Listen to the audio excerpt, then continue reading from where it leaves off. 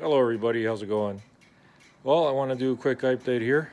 You could hear it ticking away because I just started it up and it's running like a champ. I had to do some tuning on the Holly Terminator to get this thing to idle with the bigger cam, but other than that, it seems to be working pretty good. I don't have any leaks, no fuel leaks, no coolant leaks, no nothing. The only thing left to do is put the air filter back on. This is massive 102 millimeter throttle body.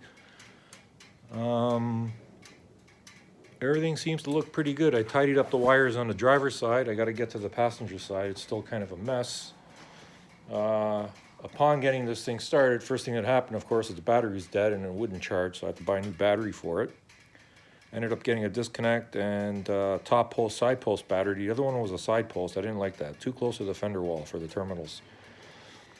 So everything's new on this thing now. New alternator, new power steering pump. I had to replace that. That was one of the glitches. Oops, sorry about my finger. One of the glitches putting this thing together. I put it all together. I poured power steering fluid in, and of course it started pouring onto the floor. And I'm like, where is this coming from? Is the main seal around the housing. And some people are asking $70 for an O-ring. For $95, I got a rebuilt complete pump from Cardone. There was a bunch of bad reviews on it on Amazon. Cardone in particular, and you know what, nothing wrong with it. Bolted it on, put it together, primed it, started it up, didn't even whine once, so I don't know what people are complaining about.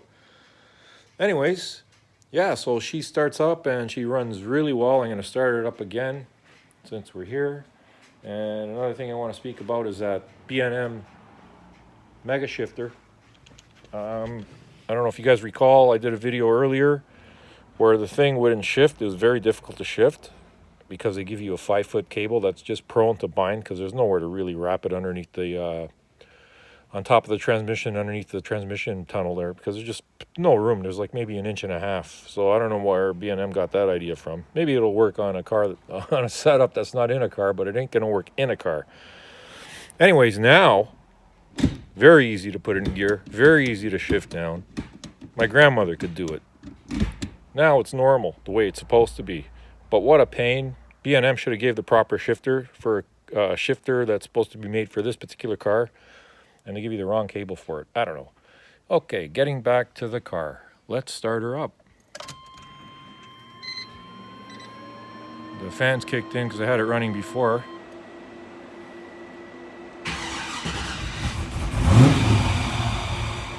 Oh, it's gonna need a little bit of tuning, that's for sure.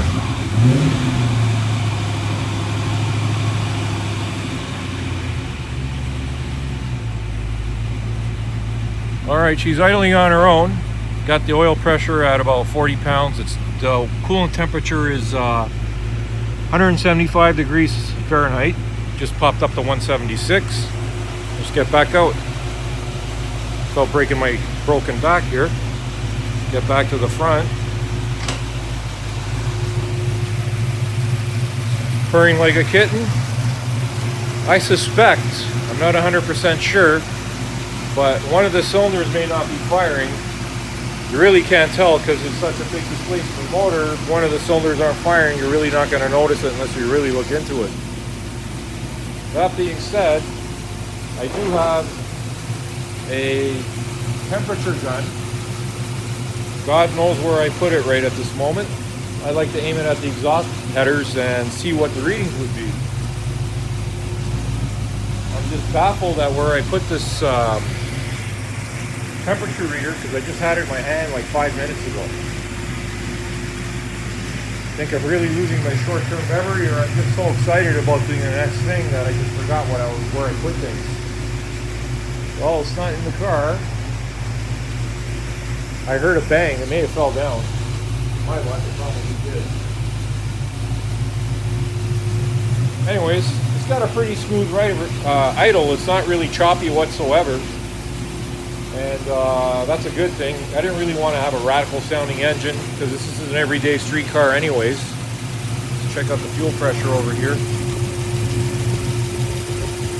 Yeah, I got her set at 60 pounds. She's at 60 pounds.